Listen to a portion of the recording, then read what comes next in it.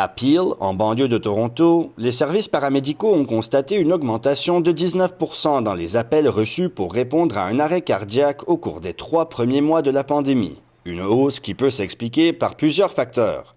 D'abord, l'annulation de rendez-vous médicaux entraînée par la pandémie a aggravé de nombreux problèmes de santé liés au diabète, à la pression artérielle et au stress. Les risques pour les maladies cardiaques, ça augmente et ça ne m'étonne pas du tout qu'on commence à voir les gens qui se présentent, ils sont plus malades puisqu'ils avaient peur de se présenter lorsqu'il y avait leurs premiers symptômes.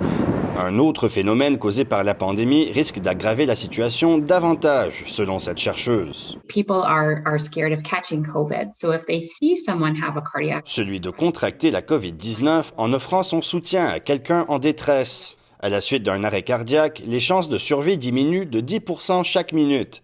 Après une dizaine de minutes, elles sont près de zéro.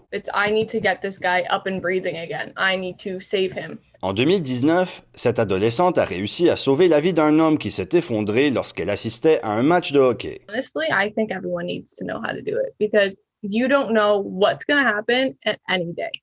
L'adolescente a effectué une réanimation cardio-respiratoire et s'est servie d'un défibrillateur pour le réanimer. En Ontario, les élèves de 9e année apprennent justement cette méthode. Mais cette experte craint qu'avec l'apprentissage virtuel, ses compétences ne soient laissées pour compte. Now more than ever, I think it's really important for people to learn how to recognize and how to help someone who's having an emergency.